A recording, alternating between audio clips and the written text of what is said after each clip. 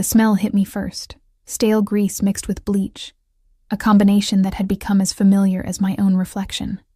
I pushed through the glass door of Romano's diner, my sneakers squeaking against the checkered linoleum floor. The fluorescent lights buzzed overhead, casting everything in a sickly yellow glow that made even the regulars look half dead. "You're late again, Sophie." I didn't bother responding to Marco, the day manager who enjoyed reminding me of every microscopic failure. My fingers were still numb from the November cold, my coat too thin for the approaching winter. 3 years ago, I wouldn't have recognized this version of myself. The one who couldn't afford a proper winter coat, who counted coins to buy bread, who had become invisible to everyone except people who needed something from me. "Table 6 needs refills," Marco barked, already turning away. I grabbed the coffee pot, its weight familiar in my palm, and made my way through the scattered tables. Sunday morning shift meant the after-church crowd, generous with advice, stingy with tips. My reflection caught in the window as I poured. Hollow-eyed, 26 but looking older, my dark hair pulled back in a ponytail that had seen better days. I looked like what I was, abandoned, broke, forgotten. It had been 8 months since Derek left. 8 months since I came home to find our apartment stripped bare, every piece of furniture gone, our joint account emptied, and a note on the counter that read, "You were always too naive for this world. Good luck." He'd taken everything, the savings I'd inherited from my grandmother, the car, even the engagement ring I'd foolishly left on the bathroom counter. The police said it was a civil matter. His new girlfriend posted pictures from Cancun 3 days later. I was so lost in the memory that I didn't notice the shift in atmosphere until the bell above the door chimed. The diner went quiet. Not the peaceful quiet of early morning, but something else. Something that made the hair on my arms stand up beneath my uniform. I glanced up from pouring Mrs. Henderson's decaf, and that's when I saw him. He stood in the doorway like he owned not just the space, but the very air we breathed. Tall, easily over 6 feet, wrapped in a charcoal coat that probably cost more than I'd make in a year. Dark hair swept back from a face that could have been carved from marble, sharp jaw, straight nose, and eyes so dark they looked black from where I stood. But it wasn't his appearance that made my breath catch. It was the way everyone else reacted to him. Marco had gone pale. 2 men in suits had entered behind the stranger, flanking him like shadows, their eyes scanning the room with practiced efficiency. One spoke into his sleeve, a gesture I'd only seen in movies. The man in the charcoal coat moved forward, and the crowd parted without him asking. People suddenly very interested in their plates. "Mr. Castellano," Marco stammered, rushing forward.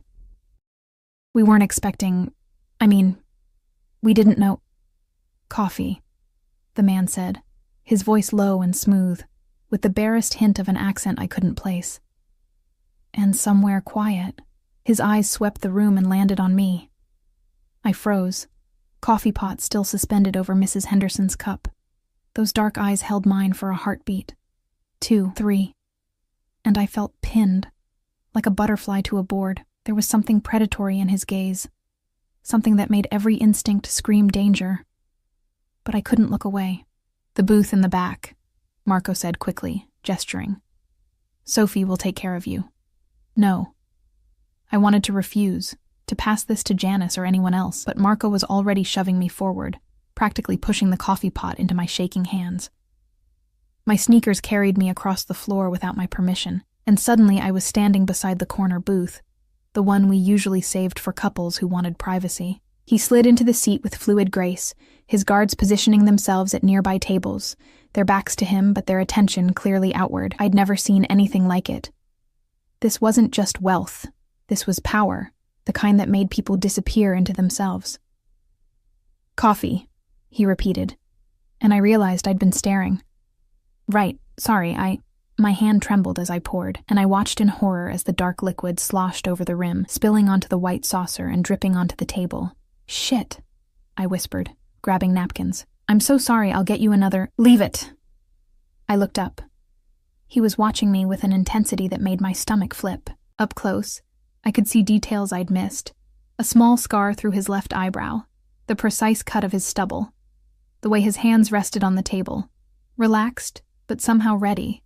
He smelled like expensive cologne and something darker, like smoke and secrets. I said, "Leave it." His tone wasn't harsh, but it left no room for argument. I stepped back, napkins clutched in my fist. "Can I get you anything else?" "Sit." What?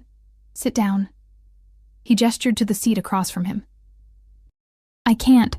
I'm working. Marco," he called without raising his voice or looking away from me. "The girl has a break now." "Yes, Mr. Castellano." Marco's voice came from across the diner, eager and frightened. "Sophie, take your break." My legs felt like water as I slid into the booth, the vinyl cold beneath my thighs. This was insane. I didn't know this man. I didn't know why he wanted me to sit, why he was looking at me like I was a puzzle he intended to solve. "What's your name?" he asked, though something in his eyes suggested he already knew. "Sophie. Sophie Chen." "Sophie Chen," he repeated, and the way he said it made my name sound like something valuable. "Do you know who I am?" I shook my head, though the fear in Marco's eyes and the guards and the way everyone avoided looking at us told me everything I needed to know. This was someone dangerous, someone powerful, someone I should run from. "Dante Castellano," he said, watching my reaction. The name meant nothing to me, but I saw one of his guards smirk, like my ignorance was either charming or foolish. Probably foolish. "I come here sometimes," Dante continued, his fingers tracing the rim of the coffee cup. "Early mornings when I need to think. I've seen you before." That should have comforted me. The idea that this wasn't random, that he'd noticed me in a normal way. Instead, it felt like discovering someone had been watching me through my window. "You're always tired," he observed. "You work 2 shifts most days. You take the bus on Halsted Street. You live alone in that apartment above the laundromat on Morrison." Ice flooded my veins. "How do you—" "And 8 months ago, someone stole everything from you." My hand started shaking. "I don't understand." "Derek Morrison," Dante said, and hearing that name from his lips made me flinch. "Your ex-fiancé. He cleaned out your accounts, took your inheritance, and disappeared. The police did nothing. You had no one to help you." Tears burned behind my eyes, but I blinked them back. "Why do you know this? What do you want from me?" He leaned forward, and the space between us seemed to shrink. "Derek Morrison worked for me once. Small time, running numbers, thinking he was smarter than he was. He stole from me too, $50,000 from a casino operation. Then he vanished." My breath caught. "I don't know where he is. I swear, I haven't heard from him since—" "I know where he is," Dante interrupted smoothly. "I've known for 3 months, Boca Raton, Florida. Living under the name David Marsh, spending money he shouldn't have, hope and horror warred in my chest." "Then why—" "I don't need him anymore, Sophie. I need you." The world tilted. "What?" Dante reached into his coat and pulled out a photograph, sliding it across the table. I stared at it, my brain struggling to process what I was seeing. It was Derek, but not alone. He was with a woman. Blonde, beautiful, pregnant. Very pregnant. His girlfriend, Melissa Grant, Dante explained. 8 months pregnant. Due in 2 weeks. The coffee in my stomach turned acid. Derek was having a baby, with her, while I was eating ramen and working double shifts just to keep my electricity on. "What does this have to do with me?" My voice cracked. "Everything," Dante said softly, dangerously. "Because Derek Morrison didn't just steal money from you, Sophie. He stole something irreplaceable from both of us. And I'm going to make him pay, but I need you to help me do it." I should have stood up. Should have walked away. Should have run screaming from this man and his dark eyes, and the danger that clung to him like cologne.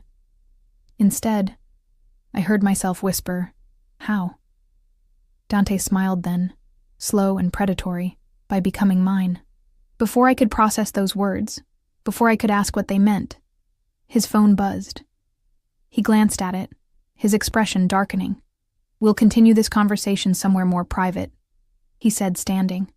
One of his guards immediately moved to his side. "You finish your shift, Sophie. At 6 o'clock there will be a car waiting for you outside. Black SUV. Get in it. And if I don't—" He paused, looking down at me with something that might have been amusement or might have been warning. "Then Derek Morrison keeps everything he stole from both of us, And you keep working yourself to death in this diner for the rest of your life. The choice is yours." He walked away, his guards following, leaving me alone in the booth with a cold cup of coffee and a photograph of the man who'd destroyed me, smiling with the life he'd stolen. Marco appeared at my elbow, his face still pale. "Jesus Christ, Sophie, what did you do?" I didn't answer. I couldn't. Because I had no idea what I'd just agreed to, or what I was about to become. But at 6 o'clock, when I pushed through the diner doors and saw the black SUV waiting at the curb, its engine purring like a predator, I knew I was going to get in. I'd been invisible for 8 months, forgotten, erased. Maybe it was time to be seen. The SUV's interior smelled like leather and money, the kind of new car scent that probably cost more than my monthly rent. I slid into the back seat, my damp uniform clinging to my skin, and immediately felt out of place. The driver didn't acknowledge me, just pulled smoothly into traffic, the city lights beginning to flicker on as dusk settled over Chicago. My phone buzzed in my pocket, a text from Janice. "Girl, what's going on?" Marco was freaking out. I didn't know how to answer, so I didn't. Instead, I watched the familiar streets blur past. The bodega where I bought discounted bread. The library where I spent my days off because it was warmer than my apartment. The bus stop where I waited every morning in the cold. All of it falling away as we drove north, away from my neighborhood and into areas I only saw in magazines. The buildings grew taller, cleaner. The people on the sidewalks wore coats that actually fit. We passed restaurants with names in French and Italian, their windows glowing warm and golden. I pressed my hand against the glass, watching my breath fog it up, and wondered what the hell I was doing. 20 minutes later, we pulled up to a building that made my stomach drop. It was all glass and steel, stretching into the sky like a monument to excess. A doorman in a uniform nicer than anything I owned opened my door before I could reach for the handle. "Miss Chen," he said, as if he'd been expecting me. "Mr. Castellano is waiting." The driver finally spoke. 32nd floor, penthouse. Of course it was. The elevator was mirrored on all sides, and I spent the ride up trying not to look at myself. The wrinkled uniform, the exhaustion in my eyes, the way my hair had escaped its ponytail in frizzy strands. I looked like exactly what I was. Someone who didn't belong here. The doors opened directly into an apartment that stole my breath. Floor-to-ceiling windows overlook the city, the skyline spreading out like scattered diamonds. The space was all clean lines and expensive furniture, abstract art on the walls that probably cost more than I'd make in a lifetime. Everything was in shades of gray and black and cream, sophisticated and cold and perfect. Dante stood by the windows, hands in his pockets, looking out at his kingdom. He'd removed his coat, and I could see the precise cut of his suit, the way it molded to his shoulders and tapered at his waist. Even from behind, he radiated power. "You came," he said, without turning around. "You knew I would." I hated how small my voice sounded in this enormous space. "Yes," he turned then, and the city lights behind him made him look like something from a dream or a nightmare. "But I'm still pleased. It shows you're smarter than Derek gave you credit for." The mention of Derek's name made my chest tight. "You said he stole from both of us. You said I could help you make him pay. I want to know how." "Direct. I like that." Dante moved toward a bar cart, pouring amber liquid into 2 crystal glasses. "Scotch?" "I don't drink." "You do tonight." He crossed the space between us and pressed the glass into my hand. His fingers brushed mine, warm, calloused in unexpected places, and the brief contact sent electricity up my arm. I took the glass just to have something to hold. "Sit," he said, gesturing to a leather sofa that probably cost more than my car used to. I perched on the edge, too nervous to relax. Dante sat across from me in an armchair, utterly comfortable in his domain. He took a sip of his scotch, watching me over the rim of the glass with those dark, unreadable eyes. "Derek Morrison came to work for me 3 years ago," he began. "Small jobs at first, collecting debts, running errands. He was ambitious but sloppy. Thought he was smarter than everyone else. Sounds like him," I muttered.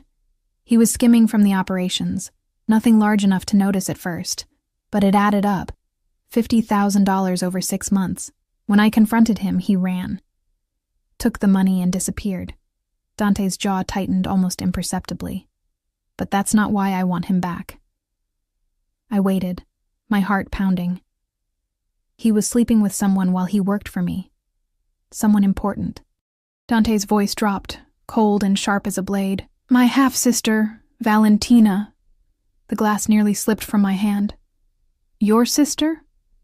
Half-sister. Different mothers, same father. She was 19, stupid, and thought she was in love. His knuckles whitened around his glass. She didn't know he was engaged to you. Didn't know he was stealing. When I found out, I was going to kill him, slowly. I believed him. The way he said it, casual, matter of fact, left no doubt.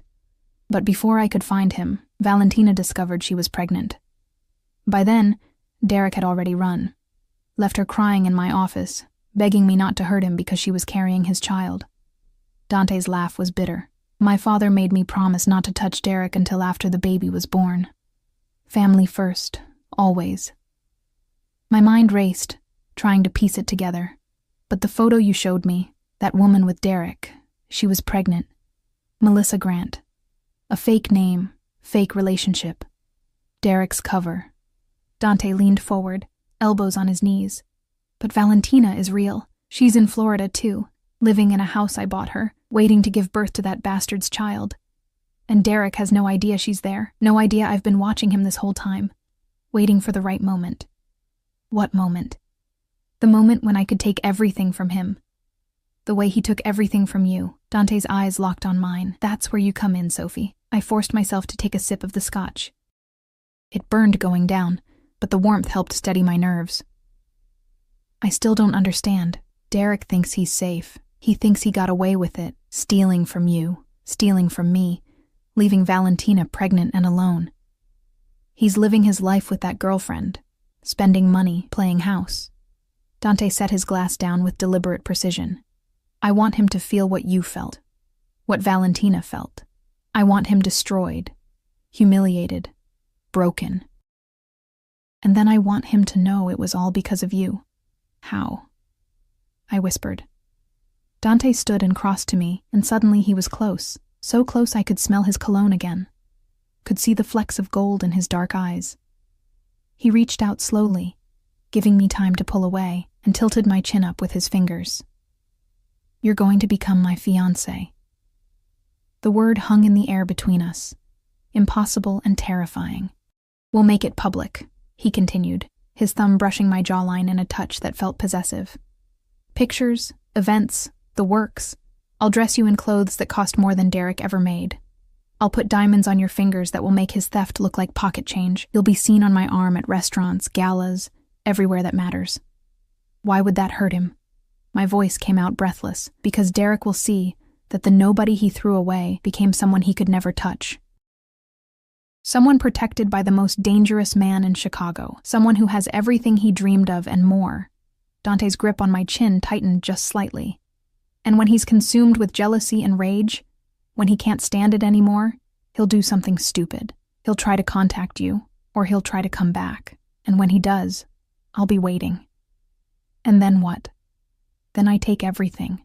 His money, his freedom, his future, and he'll know it was you who brought him down.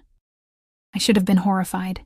Should have run from this man and his dark plans and the danger that radiated from him like heat.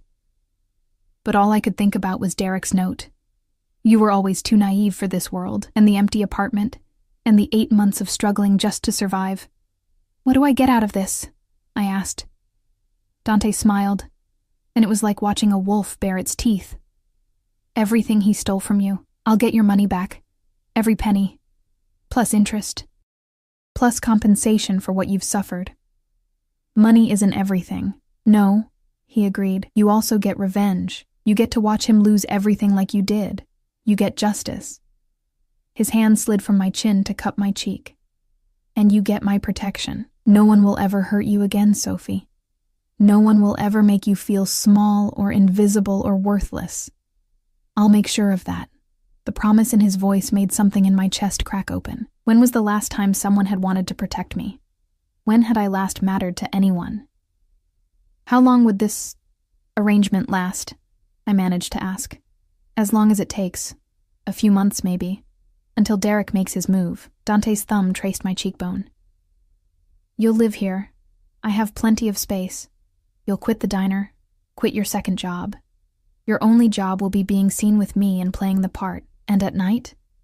The question came out barely above a whisper. His eyes darkened. Separate bedrooms. This is business, Sophie, unless you want it to be something else. The suggestion hung between us, dangerous and electric. I pulled away, standing up on shaky legs, needing distance from him and the way he made my skin feel too tight. I need to think about it. No, you don't. Dante stood as well, towering over me. You made your decision when you got in the car. You made it when you didn't run from the diner. You made it when you looked at that photo and felt what I knew you'd feel. Anger, betrayal, hunger for revenge. He was right. God help me. He was right. I need to hear you say it, though, he continued, stepping closer. I need to hear you choose this. Choose me. This is insane, I breathed. Yes, you're dangerous. Very. I don't even know you. You will. He reached out and took my hand, his fingers wrapping around mine completely. Say yes, Sophie. Let me give you back everything that was taken from you.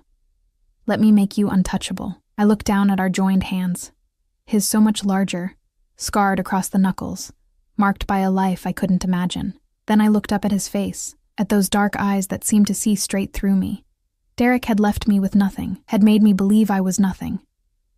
This man, this dangerous, powerful, terrifying man, was offering me everything. Yes, I whispered. Dante's smile was triumphant and possessive, and before I could process what was happening, he lifted my hand to his lips and pressed a kiss to my knuckles. The gesture was old-fashioned, courtly, and somehow more intimate than anything I'd experienced. Good, he murmured against my skin. Tomorrow we start. Tonight you rest. I'll have someone bring your things from your apartment. I should go get them myself. No. The word was absolute. You don't go back there. That part of your life is over, Sophie. As of right now, you're under my protection. That means you don't go anywhere without security. You don't make decisions without consulting me. You don't take risks. The possessiveness in his tone should have frightened me. Instead, it felt like being wrapped in armor. Marco will be looking for me, I said. The diner will receive a generous payment for your immediate resignation. Don't worry about Marco or anyone else from before. Your only concern now is this. He gestured between us. Us. Making this believable. Making Derek suffer. A knock at the door interrupted us. One of Dante's guards entered, the same one from the diner. Everything's arranged, boss. The room's ready. Thank you, Luca. Dante turned back to me. He'll show you to your room. There are clothes in the closet, toiletries in the bathroom. Tomorrow morning we'll go shopping for more. Everything you need. I followed Luca down a hallway lined with more expensive art, my mind spinning. He opened a door to reveal a bedroom that was larger than my entire apartment had been. A king-sized bed with white linens, another wall of windows overlooking the city, a bathroom visible through an open door that looked like it belonged in a spa. Mr. Castellano's room is at the end of the hall, Luca said. You need anything? There's a phone by the bed. Just dial 1. And then he left me alone in luxury I'd never imagined, and I sank onto the bed, my hands shaking. What had I just agreed to? My phone buzzed again. Janice, still waiting for an answer. But there were also 3 missed calls from the landlord and a text from the electric company about my overdue bill. I looked around at the room, at the life I'd just stepped into, and made my choice all over again. I turned off my phone. The old Sophie Chen, the one who'd been abandoned and broken, could stay in that cold apartment above the laundromat. This Sophie, Dante Castellano's fiancée, was someone else entirely. Someone Derek Morrison was going to regret ever meeting. I woke to sunlight streaming through windows I'd forgotten to cover, and the smell of coffee brewing somewhere in the penthouse. For a moment, I couldn't remember where I was. The bed was too soft, the sheets too smooth, the silence too complete. Then it all came rushing back. Dante, the deal, the revenge I'd agreed to help orchestrate. My phone sat on the nightstand where I'd left it, still turned off. I didn't reach for it. Instead, I padded barefoot across plush carpet to the bathroom and stopped in the doorway, speechless. Marble countertops, a shower that could fit 4 people, a bathtub that looked more like a small pool. Bottles lined the counter, expensive brands I'd only seen in magazines. Skincare, hair care, perfume, all unopened, all waiting. I caught my reflection in the mirror. My uniform from yesterday lay crumpled on the floor where I'd shed it. I stood in an oversized t-shirt I'd found in the closet drawer, my hair a mess, dark circles still prominent under my eyes despite sleeping better than I had in months. I didn't look like someone who belonged in Dante Castellano's world, but that was going to change.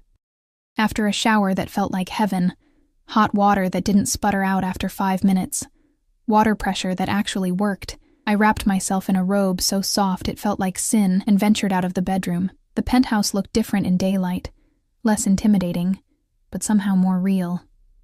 I followed the smell of coffee to a kitchen that was all steel and granite, where Dante sat at an island reading a tablet, a cup of espresso at his elbow.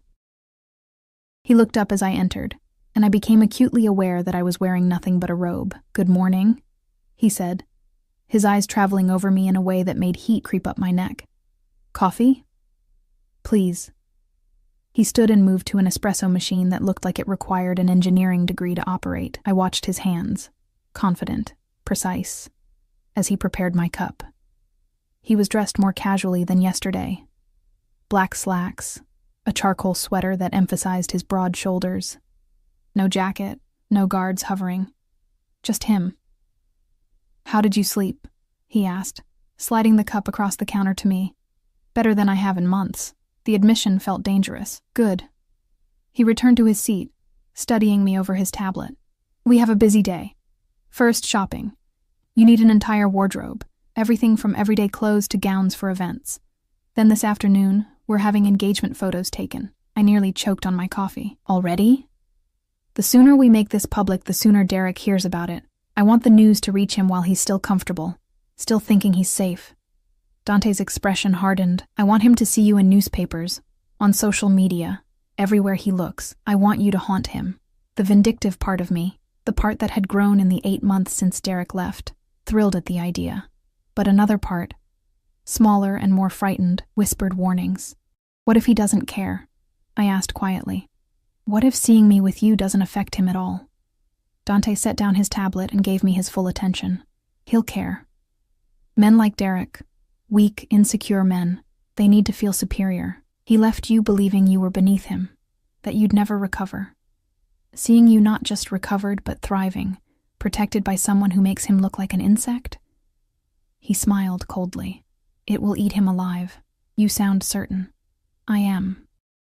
I've spent my life reading people, Sophie. It's how I've survived." He stood and came around the island, stopping close enough that I had to tilt my head back to meet his eyes. "Derek Morrison is a small man who thought he could play in a big man's world. He stole from you because it made him feel powerful. He stole from me because he thought he was clever. And he abandoned my sister because he's a coward." The muscle in his jaw ticked. "When he sees what you've become, what I've made you, it will destroy him. And then I'll finish the job." The intensity in his voice, the barely controlled rage lurking beneath his calm exterior, it should have terrified me. Instead, it made me feel protected. Someone was finally on my side. "Okay," I said. "When do we start?" His smile was approving, possessive. "Right now. Luca's bringing the car around. And Sophie?" He reached out and tucked a damp strand of hair behind my ear, his fingers lingering against my skin. "Get used to luxury. Get used to being looked at, being noticed. Because after today, you'll never be invisible again." 3 hours later, I stood in front of a 3-way mirror in a boutique so exclusive it didn't have a sign on the door, wearing a dress that cost more than I used to make in 2 months. "Perfect," the saleswoman, Margot, cooed, adjusting the fabric at my waist. "Mr. Castellano has exquisite taste." Dante sat in a leather armchair like a king on his throne, watching me with those dark, unreadable eyes. He'd barely spoken since we arrived, just gestured at items he wanted me to try and gave curt nods or shakes of his head. The growing pile of approved garments was staggering. Dresses, slacks, blouses, coats, shoes, lingerie that made me blush. "Turn around," he said now. I did slowly, watching myself in the mirror. The dress was deep emerald green, fitted to my body in ways that made me look like someone else. Someone sophisticated, someone who belonged on Dante Castellano's arm. "We'll take it," Dante said. "And the navy one, and the black cocktail dress. Excellent choices, Mr. Castellano." As Margot rushed off to process the purchases, Dante stood and approached me. In the mirror, I could see us together. Him dark and dangerous behind me wide-eyed and transformed in front of him. He placed his hands on my shoulders, and the weight of them felt like both a promise and a claim. "Do you see it?" he asked quietly. "See what?" "What I see. What everyone will see." His hands slid down my arms, leaving trails of heat, power, beauty, someone untouchable. I met his eyes in the mirror. "I'm not untouchable. I'm just wearing expensive clothes." "No." His voice was firm. "You're under my protection now. That makes you untouchable. Anyone who wants to hurt you has to go through me first, and no one is that stupid." The certainty in his voice made something in my chest tighten. When was the last time someone had protected me? My parents had died when I was 19, and I'd been on my own ever since. Derek had promised to take care of me, but his version of care was control and eventually abandonment. This, Dante's fierce, possessive protection, felt different. Dangerous, yes, but solid. Real. "What if I don't want to be untouchable?" I asked softly. "What if I just want to be normal?" His hands tightened on my arms. "Normal got you abandoned in an empty apartment with nothing. Normal got you working yourself to exhaustion for scraps. Normal made you invisible." He leaned closer, his breath warm against my ear. "I'm offering you extraordinary, Sophie. Take it." Before I could respond, his phone buzzed. He released me and stepped back, all business again as he answered. "What is it?" I watched his expression darken as he listened. "When?" A pause. "No, keep watching. Don't approach. I'll handle it." He ended the call and looked at me. "We need to go." "What's wrong?" "Derek just booked a flight to Chicago. He'll be here in 3 days." My blood went cold. "How do you know?" "Because I have people watching his every move, monitoring his accounts, tracking his communications. I know everything he does, Sophie." Dante's smile was sharp as a blade. "And he just took the bait." "What bait? We haven't even—" "I had someone leak a photo from this morning. You and me getting into the car together. It was posted on a gossip blog an hour ago with speculation about Chicago's most eligible bachelor and his mysterious new companion." He stepped closer, cupping my face in his hands. "He saw it, and now he's coming." Fear and excitement warred in my stomach. "But I'm not ready. We haven't even—" "You're ready." Dante's thumb stroked my cheeks. "And tonight, we make it official. I'm taking you to Marcello's, the most exclusive restaurant in the city. We'll be seen, photographed. And tomorrow, the announcement of our engagement will be in every paper and on every social media feed." "Tomorrow?" My voice came out as a squeak. "Tomorrow, before Derek lands. I want him to arrive knowing you're mine." The possessiveness in his tone should have alarmed me. Instead, it sent shivers down my spine. "Can you do this, Sophie? Can you play the part of a woman desperately in love with me?" I looked at him, this dangerous, powerful man who'd swept into my life and offered me everything Derek had taken. This man who looked at me like I mattered, like I was valuable, like I was worth protecting. "Yes," I whispered. "Good." He released me and pulled out his phone, typing rapidly. "Margot will finish here. Luca will take you back to the penthouse. I have some business to attend to, but I'll pick you up at 8. Wear the black dress. Dante." He looked up, and the intensity in his gaze stole my breath. "What happens when this is over?" I asked. "When Derek is caught and punished and your sister has her baby, what happens to me?" For a moment, something flickered in his eyes, something that might have been uncertainty, or might have been desire. Then it was gone, replaced by his usual controlled expression. "We'll discuss that when the time comes," he said. For now, focus on tonight. Focus on being mine." Then he was gone, striding out of the boutique with the confidence of a man who owned the world. I stood alone in the emerald dress, surrounded by luxury, and wondered if I'd made a deal with the devil. That evening, I stood in front of the mirror in my bedroom, barely recognizing myself. The black dress hugged every curve, the neckline just low enough to be daring without being vulgar. My hair had been professionally styled, loose waves that cascaded over my shoulders, makeup that made my eyes look huge and mysterious, heels that added 3 inches to my height, but still left me shorter than Dante. I looked like someone from a movie, someone important, someone who definitely didn't work double shifts at a diner. A knock at my door made me jump. "Come in." Dante entered, and the sight of him in a tailored tuxedo made my mouth go dry. He looked like sin and power wrapped in expensive fabric, his dark eyes sweeping over me with an intensity that made my skin burn. "You're beautiful," he said simply. "Thank you. You look—" I struggled for words. "Very handsome." He crossed the room and pulled a small box from his pocket. "One more thing." The ring inside made my heart stop. It was stunning. A large diamond surrounded by smaller stones set in platinum. The kind of ring that made statements. The kind of ring that declared ownership. "Give me your hand," Dante said. I extended my left hand, trembling slightly. He slid the ring onto my finger, and it fit perfectly, catching the light and throwing rainbows across the walls. "How did you know my size?" I asked. "I know everything about you, Sophie." He lifted my hand to his lips, kissing just above the ring. "Your size, your coffee order. The fact that you're afraid of heights but pretend you're not. The fact that you haven't cried once since Derek left, because you refused to give him that power." Tears burned behind my eyes at the accuracy of his observations. "But you can cry with me," he continued softly. "You can be vulnerable with me. Because I won't use it against you. I'll protect you instead." A tear escaped, rolling down my cheek. Dante caught it with his thumb, his touch impossibly gentle for such a dangerous man. "Thank you," I whispered. "Don't thank me yet." He released my hand and offered his arm. "Tonight is just the beginning. Are you ready?" I looked at the ring on my finger, feeling its weight. Looked at Dante, standing there in his tuxedo, offering me revenge and protection, and a life I'd never dreamed possible. "Yes," I said, taking his arm. "I'm ready." As we walked out of the penthouse together, the flash of cameras already waiting downstairs, I realized something terrifying. This might have started as a business arrangement, as revenge against Derek, but the way Dante looked at me, the way he touched me, the way he said my name, this was becoming something else entirely.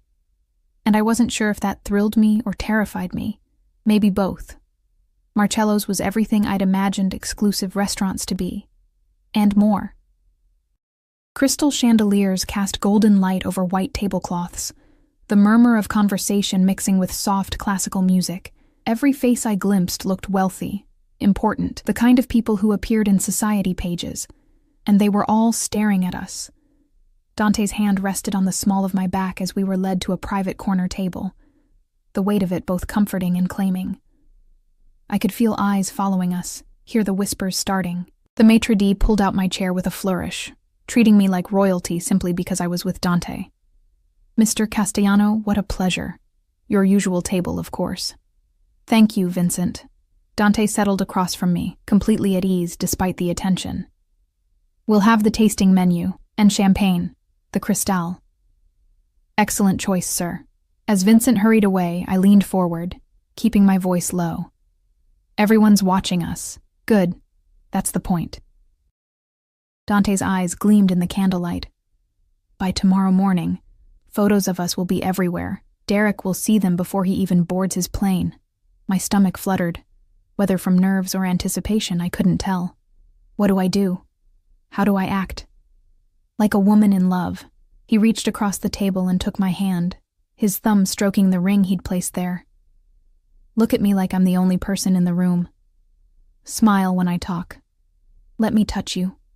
Make everyone believe that you're mine, and that you've never been happier about anything." The words should have felt like instructions for a performance, but when his fingers intertwined with mine, when his dark eyes held mine with that intensity that made my breath catch. It didn't feel like acting at all. "Tell me something," he said, his voice lower now, intimate. "What did you want to be? Before Derek, before the diner, when you still had dreams?" The question caught me off guard. "Why do you want to know?" "Because I want to know you, not just the broken version Derek left behind, the real you." I hesitated, looking down at our joined hands. I wanted to be a photographer, not weddings or portraits, documentary photography, telling stories through images, showing people things they'd never see otherwise. I laughed bitterly. Stupid, right? I even had a scholarship to art school. But then my parents died, and I had to work, and Derek said it was impractical, that I needed to focus on real jobs, real money. It's not stupid. Dante's grip tightened on my hand. Derek was an idiot. What else? What else what? What else did he take from you? Besides money and your apartment and your dreams? The champagne arrived then, giving me a moment to compose myself.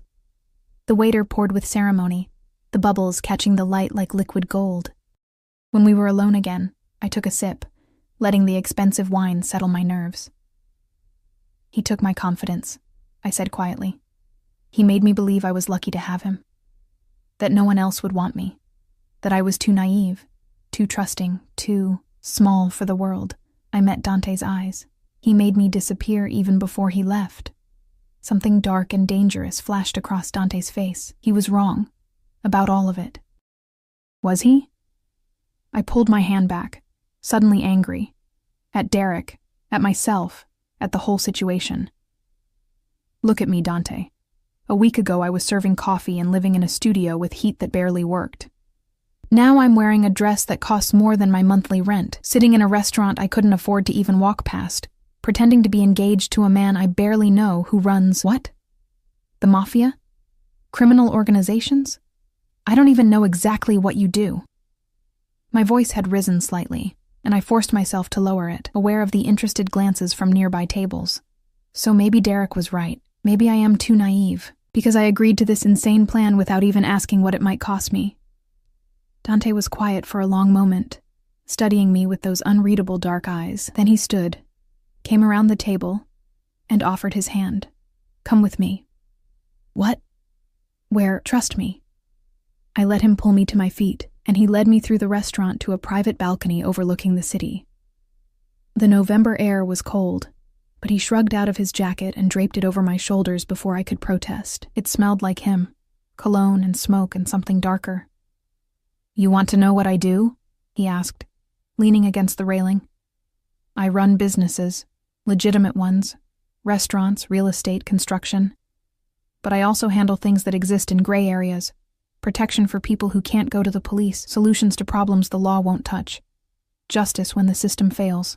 He turned to face me fully. "My father built an empire on blood and fear. When he died, I inherited it, along with his enemies, his debts, his sins. I've spent 10 years trying to turn it into something different, something that doesn't just destroy. And Derek, what you're doing to him, is that justice or revenge?" "Both." Dante stepped closer. "He stole from you. He abandoned my sister pregnant and alone. He thought he could take from people who mattered to me and walk away clean. I'm proving him wrong. By using me. By helping you. There's a difference." His hands came up to cut my face, forcing me to meet his eyes. "Yes, I need you for this plan. Yes, this arrangement benefits me. But don't pretend you're not getting something out of it too, Sophie. Don't pretend you don't want to see him suffer." He was right, and I hated that he was right. "What happens when he makes his move?" I asked. "When he contacts me or tries to come back? What will you do to him? What do you want me to do?" The question hung between us, heavy with implication. Dante was giving me power, the power to determine Derek's fate. It should have scared me. Instead, it felt like reclaiming something I'd lost. "I want him to feel what I felt," I said slowly. "That moment when everything's taken away and you realize you're alone, helpless. That no one's coming to save you." Dante smiled, dark and approving. "Then that's exactly what he'll get, I promise you, Sophie. By the time I'm done with Derek Morrison, he'll wish he'd never heard your name." He leaned closer, and suddenly the space between us felt charged, electric. His breath was warm against my lips, his eyes searching mine for permission or denial. "We should go back inside," I whispered, but I didn't move. "We should," he agreed. But he didn't move either.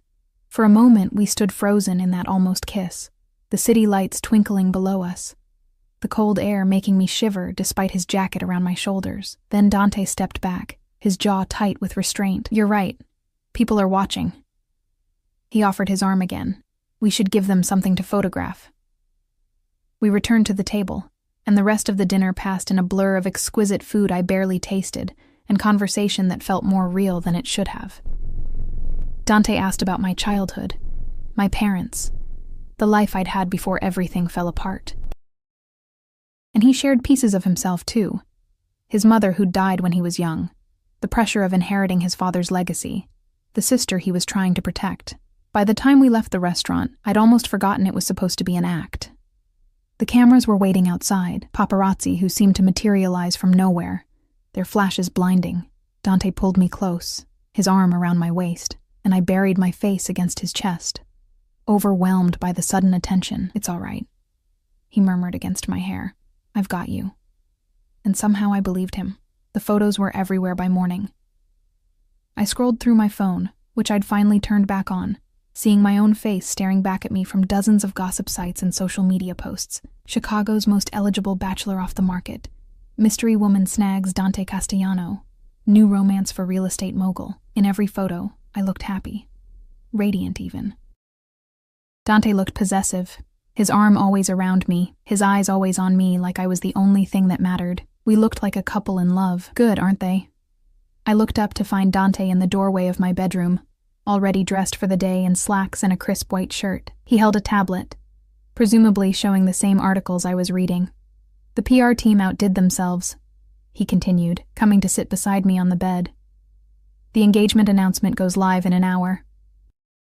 "I wanted you to see it first." He handed me the tablet, and I read the carefully crafted statement announcing our engagement, complete with a quote from Dante about finding unexpected love and being excited for our future together. "It sounds so real," I said softly. "That's the idea." He took the tablet back, setting it aside. "Derek's plane lands in 4 hours. By the time he touches down, he'll have seen all of this. His hotel is 3 blocks from here. I've made sure of that. He'll be close, watching, stewing in jealousy. How do you know he'll even care enough to—" My phone buzzed, cutting me off. A number I didn't recognize, but somehow I knew exactly who it was before I even looked. The text message made my blood run cold. "What the fuck, Sophie? Call me. Now." "Derek." Dante read it over my shoulder, and his smile was terrifying in its satisfaction. "Right on schedule," he murmured. "Don't respond yet. Make him wait. Make him wonder. Make him desperate." Another text came through. "This is bullshit. You can't just move on like I meant nothing. Like we meant nothing." Then another. "Who the hell is this guy? What are you doing?" And another. "I know you, Sophie. This isn't you. He's using you. Please, we need to talk." I stared at the messages, feeling something crack open inside my chest. 8 months of silence. And now that I was with someone else, now that I looked happy, suddenly Derek wanted to talk. Suddenly I mattered. "He doesn't get to do this," I said, my voice shaking with rage. "He doesn't get to abandon me and then act betrayed when I move on. No, he doesn't." Dante took my phone gently from my hands and set it aside. "But he will keep trying. And when he does, when he gets desperate enough, he'll make a mistake. That's what we're waiting for. What if he doesn't? What if he just goes back to Florida and—" "He won't." Dante's certainty was absolute. "I know men like Derek, weak, insecure men who need to feel powerful. Seeing you with me is destroying him. He'll escalate. And when he does, we'll be ready." The phone buzzed again, and again. Derek's messages coming faster now, more desperate, angrier. "You think you're better than me now? You think some rich asshole makes you special? I gave you everything and you threw it away for what? Money? Status?" "You're making a mistake, Sophie. This guy is dangerous. I'm trying to protect you." That last message made me laugh. A bitter, broken sound. Protect me. He's trying to protect me. After everything he did, Dante pulled me against his chest, his arms coming around me in a hold that felt like safety. He's scared. He should be. Because I'm going to destroy him, Sophie. For you, for Valentina, for everyone he's ever hurt. I let myself sink into his embrace. Let myself believe, just for a moment, that this was real. That Dante's protection meant something beyond our arrangement, that I wasn't just a pawn in his game of revenge. But deep down, in a place I didn't want to examine too closely, I knew the truth. I was falling for my fake fiancé. And that was far more dangerous than anything Derek could do to me. Block 5. 3 days after Derek landed in Chicago, everything exploded. It started with flowers. A dozen red roses delivered to the penthouse with a card that read, "I'm sorry, please, let me explain. I still love you." Mondi Dante had them thrown away before I could even touch them. Then came the letters, slipped under restaurant doors where we ate, handed to Luca by nervous-looking messengers. Derek's handwriting, increasingly frantic, begging for a chance to talk, to explain, insisting that he'd made a mistake leaving me. "He's spiraling," Dante said with satisfaction, reading one of the letters over breakfast. "Perfect." But I felt something twisting in my stomach. Not sympathy for Derek exactly, but a growing unease about what we'd set in motion. The messages were getting darker, more possessive. "You belong with me, not him. I know you still love me. Don't make me do something we'll both regret." "He's threatening me," I said, showing Dante the latest text. His expression went cold and dangerous. "He's threatening himself. Luca, I want extra security on Sophie. No one gets within 50 feet of her without clearance. Already done, boss." I'd gotten used to the shadows, the men in dark suits who followed at a discreet distance whenever I left the penthouse. But now their presence felt heavier, more ominous. This wasn't just about revenge anymore. Derek was becoming unstable, and I was in the crosshairs. That evening, Dante had a business dinner he couldn't miss. "Come with me," he said, adjusting his tie in the mirror. "I thought you had to discuss business things. You're my fiancé. You belong at my side." He turned to face me, his expression serious. "Besides, I don't want you here alone, not with Derek acting erratic." So I found myself in another exclusive restaurant, this one even more intimidating than Marcello's. Private dining room, men in expensive suits conducting conversations in low voices. I sat beside Dante, his hand occasionally resting on my thigh beneath the table, a possessive touch that sent heat through my body, despite the dangerous atmosphere. The meeting was about construction contracts and city permits, things I barely understood, but I watched Dante work, the way he commanded respect with just a look, the way grown men deferred to him, the casual power in every word he spoke. This was his world, and somehow, impossibly, I'd become part of it. We were leaving through the back entrance, Luca and 2 other guards flanking us, when Derek appeared. He looked terrible, unshaven, wild-eyed, his clothes rumpled, nothing like the polished man who'd left me 8 months ago. He stumbled forward from between parked cars, and Luca immediately stepped between us, hand going to his jacket. "Sophie, please, I just want to talk." My heart hammered against my ribs. Dante's arm came around my waist, pulling me behind him, his body a shield between Derek and me. "You need to leave," Dante said, his voice deadly calm. "Now."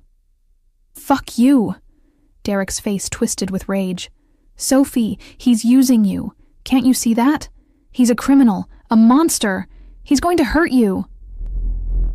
"The only person who hurt her was you." Dante's voice dropped lower, more dangerous. "You stole from her, abandoned her, left her with nothing. And now you have the audacity to claim you're protecting her? I made a mistake." Derek's eyes locked on mine, pleading. "Sophie, baby, please. We can fix this. Come back to me. Leave this bastard and come back where you belong." Something inside me snapped. I stepped around Dante, ignoring his attempt to hold me back, and walked right up to Derek. close enough to see the desperation in his bloodshot eyes, to smell the alcohol on his breath. "I don't belong to you," I said clearly. "I never did. You made sure of that when you took everything from me and left me to survive on my own. Sophie." "No. You don't get to talk now. You had 8 months to contact me, to apologize, to give back what you stole, but you didn't. You were too busy spending my inheritance with your girlfriend in Florida." I smiled, and it felt sharp as broken glass. "Oh yes, I know about Melissa, about the baby, about all of it." Derek's face went white. "How?" "Because, unlike you, Derek, I'm not alone anymore. I have someone who actually protects me. Someone who values me. Someone who would never leave me with nothing." I held up my left hand, letting the diamond catch the light, "and in 3 months, I'm going to marry him." "You're lying." But Derek's voice shook. "This is all fake. Some kind of revenge plot. You're not actually—" "Every word she said is true," Dante interrupted, coming to stand beside me. His arm slid around my waist, claiming, "Sophie is mine now, under my protection, which means if you come near her again, if you contact her, if you so much as think about her, I'll make you disappear. Do you understand me, Derek?" The threat in Dante's voice was unmistakable. Derek stumbled backward, and I saw real fear in his eyes now, the fear of a small man who'd finally realized he was playing in a league far above him. "You can't," Derek started, but Luca stepped forward. "Mr. Castellano asked if you understand." "Yes," Derek whispered. "Yes, I understand." "Good." Dante's arm tightened around me.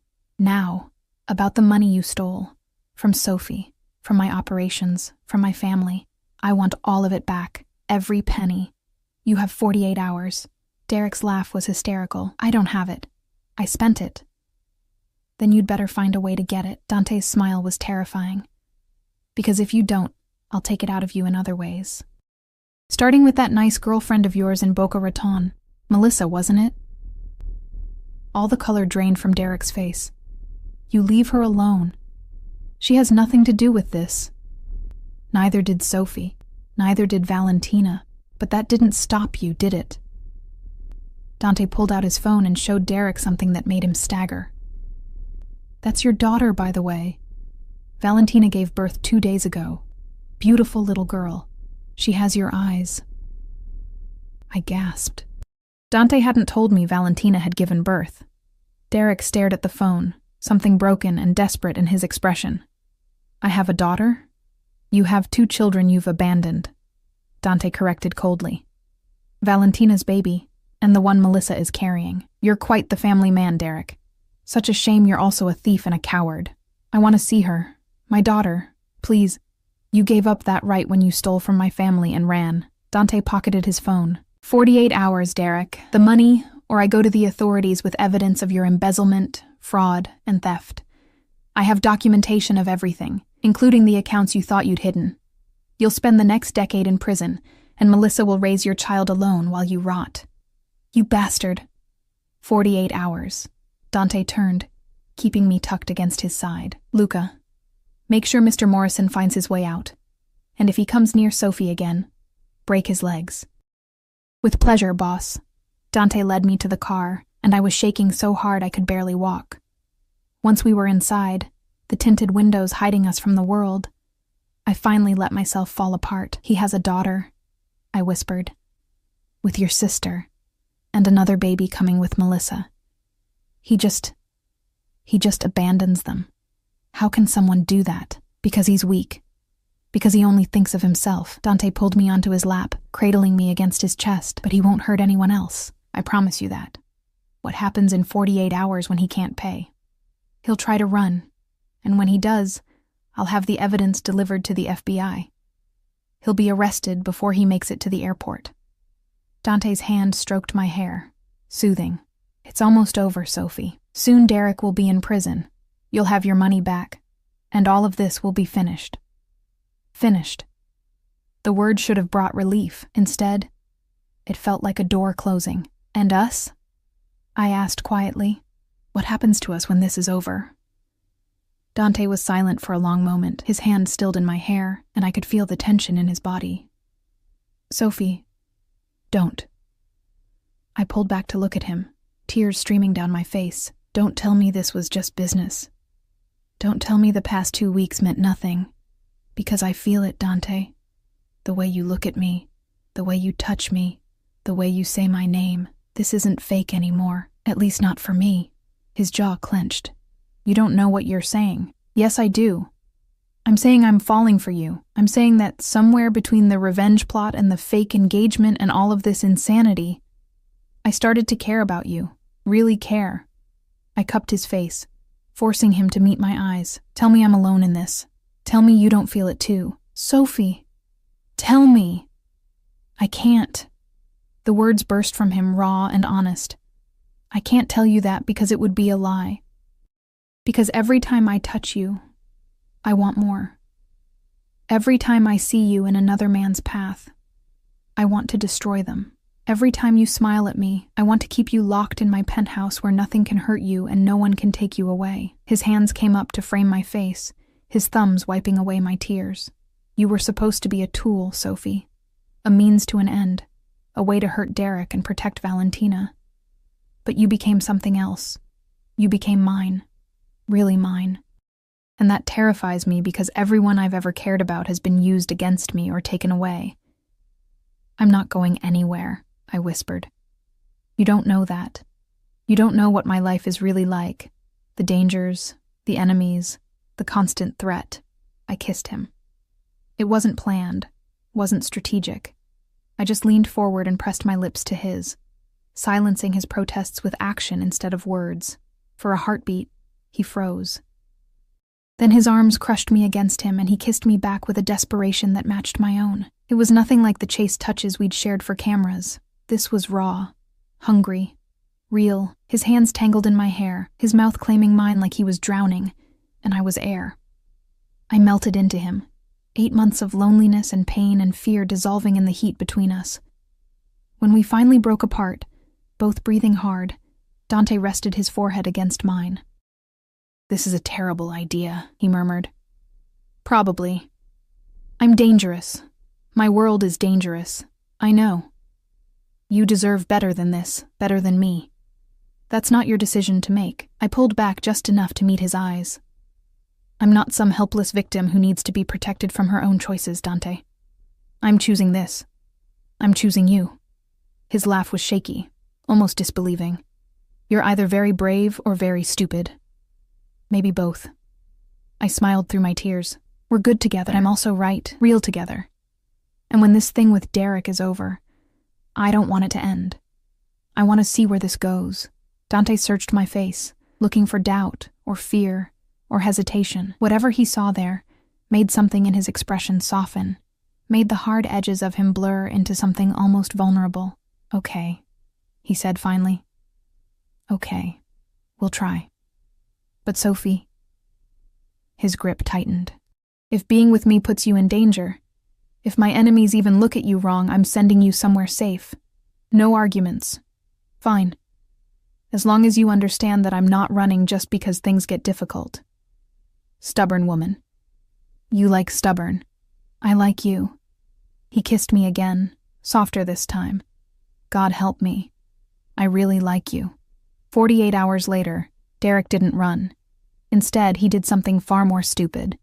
He tried to break into the penthouse. I was in the kitchen making coffee when the alarms went off, security flooding the apartment. Dante pushed me into a panic room I hadn't even known existed, sealing me inside while he dealt with the threat. Through security monitors, I watched Derek being wrestled to the ground by Luca and 2 other guards. He was screaming, crying, begging for a chance to talk to me. In his hand was a gun, unloaded it turned out, but enough to guarantee serious charges. The police came. So did the FBI. Apparently, Dante had already contacted them with his evidence of Derek's embezzlement and fraud. I watched through the monitors as Derek was led away in handcuffs, still screaming my name. It should have felt like victory. Instead, I just felt tired. Dante found me in the panic room an hour later, wrapped in a blanket despite the warmth. He sat beside me, pulling me into his arms without a word. It's over. he said quietly. Derek will be in prison for at least 10 years. The money he stole, from you, from me, from Valentina, it's all been recovered. You're safe now. And Valentina? The baby? I've set up a trust fund. She'll never have to worry about money, and I'll make sure Derek has no parental rights. She and her daughter will be protected. He pressed a kiss to my temple. You all will be. I turned in his arms to face him. What now? Now? Dante smiled, and it was genuine, warm, so different from the cold calculation I'd first seen. Now we figure out what this is, you and me. No more fake engagement, no more revenge plots, just us. Just us, I repeated, testing the words. They felt right. Terrifyingly right. I should probably propose properly, Dante said, pulling the ring from my finger. Without the lies and the manipulation and the mafia boss drama. Dante, he slid from the couch to kneel before me, the gesture so unexpected and vulnerable that it stole my breath. Sophie Chen, you walked into my life at my lowest point. When I was consumed by revenge and anger and hate, you reminded me what it's like to protect someone not out of duty, but out of genuine care. You made me want to be better, to build something real instead of just destroying my enemies. His voice was rough with emotion. I know this started as a lie. I know I manipulated you and used you for my own purposes. But somewhere along the way, it became the truest thing in my life. So I'm asking you now, with no tricks, no games, no ulterior motives, will you actually marry me? Will you take a chance on a dangerous man who's desperately in love with you? Tears streamed down my face, but this time they were happy tears, overwhelmed tears. Tears of something that felt like coming home after being lost for so long. Yes, I whispered. Yes, you terrifying, possessive, wonderful man. I'll marry you. He slipped the ring back on my finger. The same ring, but now it meant something completely different. Then he stood and pulled me into a kiss that promised forever, protection, and a love I'd thought I'd never find. When we finally pulled apart, both smiling like idiots, Dante rested his forehead against mine. You know this won't be easy, he warned. My life, my world, it's complicated and dangerous and… I know. I cut him off with another kiss. But I'm not the broken girl Derek left behind anymore. I'm stronger now. Strong enough to stand beside you. Strong enough to build a life with you. My fierce Sophie, he murmured against my lips. What did I do to deserve you? You saw me, I said simply. When everyone else looked through me, you saw me. You made me matter.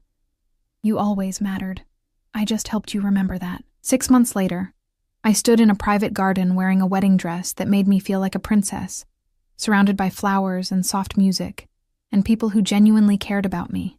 Janice from the diner was there, crying happy tears. Valentina stood as one of my bridesmaids, her baby daughter sleeping in a carrier nearby. Even Marco had come, looking uncomfortable but pleased, and at the end of the aisle, waiting for me with eyes that held nothing but love and promise, stood Dante Castellano, no longer my fake fiancé, but about to become my real husband. As I walked toward him, I thought about the girl I'd been 8 months ago. Broken, invisible, convinced she'd never matter to anyone.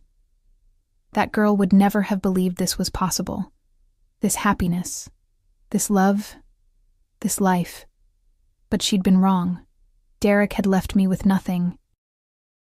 He'd tried to erase me, to make me disappear.